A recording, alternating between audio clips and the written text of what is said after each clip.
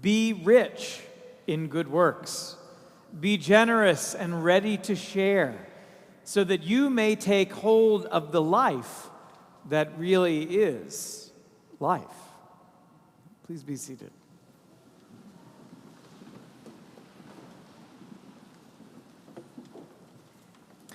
When the wealthy man in the gospel, a man who had dressed in the finest clothes money could buy, who had feasted on the most sumptuous food available to him, when he dies and finds himself in the bad place,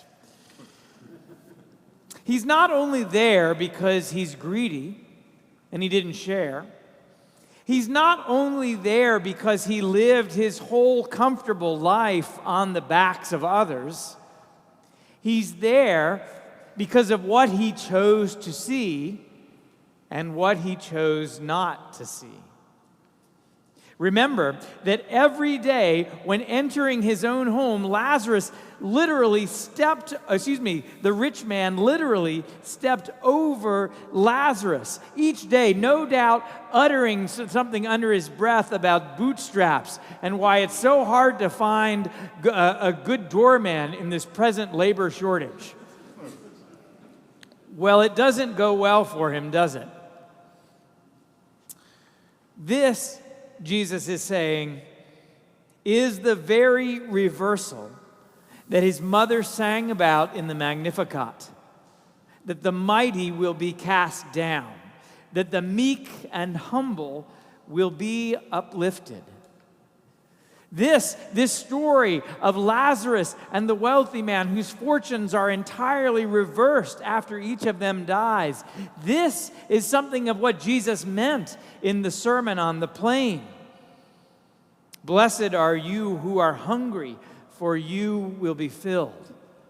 But woe to those of you who are filled now, for you shall hunger when the great reversal happens. Now, this is a hard story, but Jesus is not being capricious or mean or even unmerciful. Jesus wants us to see those who are there in our doorways. Jesus wants us to make that suffering visible so that we can begin to confront where we are causing that suffering, and so that we can begin to actually do something about it. Lazarus' suffering was real, but to Dives, and Dives is the name traditionally given to the wealthy man, to Dives, Lazarus was just an inconvenience, and so he became invisible until suddenly in the afterlife he could see nothing but what had happened to him and Lazarus on the other side of this great chasm. So he turns to Abraham and he asks for help. But Abraham refuses to enable this by waving a magic wand and fixing this in the afterlife. Can you get me off the hook, Abe, for old time's sake? Can't do it, Dives. Can't do it. There would be no prosperity gospel here. There would be no extra insurance for the family inheritance. The eternal rewards accrue not to the one who is dressed in supple linens, but to the one who is covered in sores. It is a hard gospel passage, though, because let's be honest, who among us doesn't like a good meal?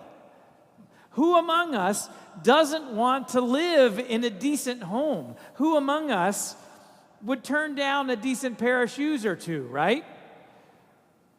How many of us would trade places with dear old Dives if we were given the chance? Even if just for a weekend of living the good life. I think I would take that. Many of us would.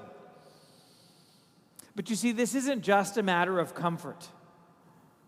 We're talking about opportunity, and we're talking about dignity, and we're even talking about health.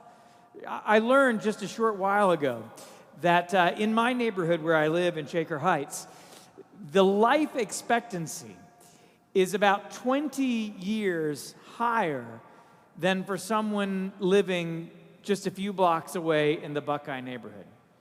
Can you imagine that? 20 years. Now we can figure out what the reasons for that are, but come on, 20 years. I'm not suggesting that we suddenly should live like Lazarus. But you know, it's been 2,000 years, it's the 21st century, and everybody ought to have access to some semblance of what the good life looked like 2,000 years ago. But the reality is, and Jesus was naming it, and the writer of Timothy was naming it as well, is that money and wealth always come at great risk to our souls. Timothy writes, "Those who want to be rich fall into temptation and are trapped by harmful desires that plunge people into ruin and destruction." It plunges the poor into ruin. It plunges the pursuers of wealth into ruin. And we know now that it plunges the planet into crisis too, as we burn ever more fossil fuels to keep the engines of wealth humming. This message is as profoundly countercultural today as it was 2,000 years ago. I'm trying to imagine how this gospel would have landed in Trinity Cathedral about 100 years ago. Imagine if, how that must feel when we're talking about what it means to have wealth and what it means to save one's own soul.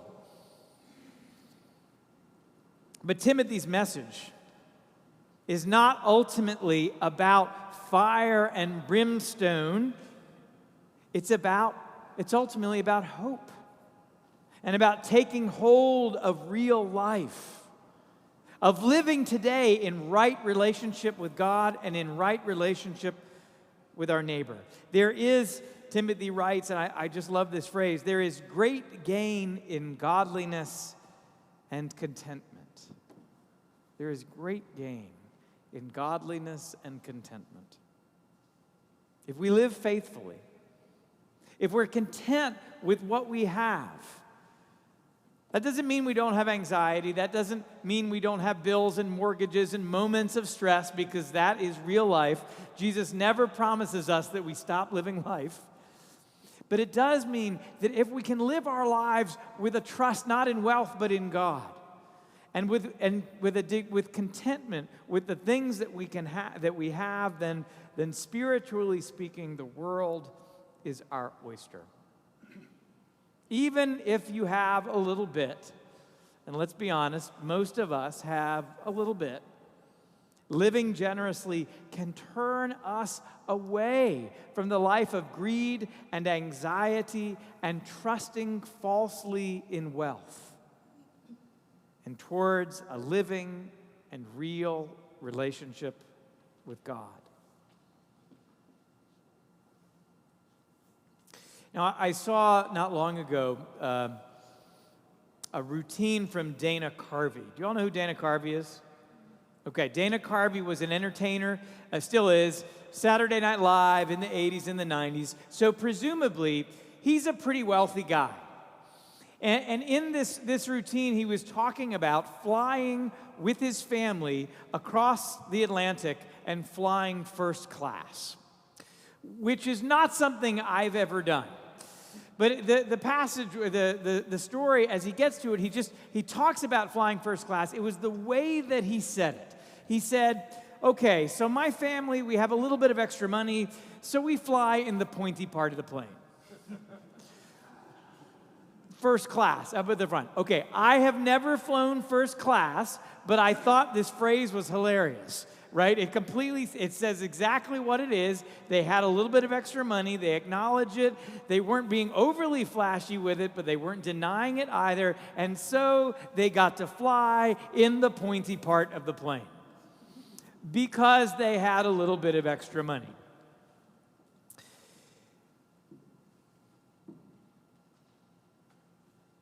subtle, but it makes the point. So Timothy, he wrote in the passage this morning, those of you who in the present age are rich. Those of you who, and my Greek is a little bit fuzzy, but I think it says, those of you who are in the pointy part of the plane,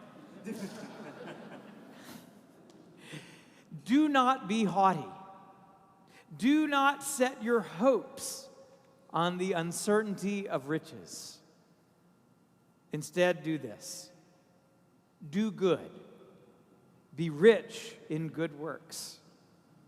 Be generous and ready to share, so that you may take hold of the life that really is life. Be generous and ready to share, so that you may take hold of the life that really is life. The rich man from the gospel, he had problems. He had a greed problem. He had a gluttony problem. But what he really had was a problem of attention. If he has to step over Lazarus every day and does nothing about it, then he's paying attention to the wrong things. And he had to probably work pretty hard to not see Lazarus. Slam the door, shutter the window, light some really strong incense in the doorway, ask the musician to play a bit louder. He refused to pay attention to Lazarus. He refused to see Lazarus. And what happened? He lost his soul because of it. Most of us, not all of us, but most of us are a lot like that rich man, eating well while a bit blind to the privilege that comes at great cost to someone else. Most of us, many of us really, not all of us, but many of us, are a bit like Dana Carvey as well. Maybe not rich per se, but in the big picture, historically speaking, we're sitting in the pointy part of the plane. Because in the big picture, we have a little bit of extra money. And stewardship, and you knew I was going to go there if you knew the calendar, it isn't just about what you do with money. Stewardship is the word that we use when we use to talk about giving to the church. It's a core Christian practice to give proportionally as a way of doing ministry. Notice I didn't say as a way of giving money so that others can do ministry. Stewardship and giving is ministry. It is how we do it together. But stewardship is fundamentally about attention. What do you see? What do you make visible with and through the things that have been entrusted to you? And how do you shape your life around what you see and how that has connected you with God? Those are the questions about stewardship and how it brings about the question of attention. Well, each of us must answer in our own way. My wife and I answer that question by tithing, by giving around 10% of our income. And we do that because that keeps our attention on our relationship with God. Yes, it does mean there are some things we cannot do. We have not actually ever flown in the pointy part of the plane. Maybe someday, but you give some things up and that's okay. Because what it does mean is that a core part of our integrated and faithful lives are focused on seeing what God wants us to see. It doesn't mean there's not stress. It doesn't mean there's not life and anxiety and braces and you name it. But it does mean that we stay anchored in something eternal and turned away from something that is fleeting. And the story of Dives and Lazarus notwithstanding, we give because it allows us to take hold of the life that is real life today, in the here and now. And that's the invitation that I want to share with you. The eternal, yes, the gospel passage is about the eternal, But the eternal is not simply the post-graduation destination. It is where we meet God today. It is where we live and love and care for our neighbor who is on our doorstep right now. We give, we love, we share, we celebrate, because we know that generosity and good works anchor our lives on the eternal and on the ever-present love of God. As followers of Jesus, we give, in the words of Stephanie Marr Smith, because that we know that while things are passing, we are not. While things are passing, we are not. And in that, we find joy.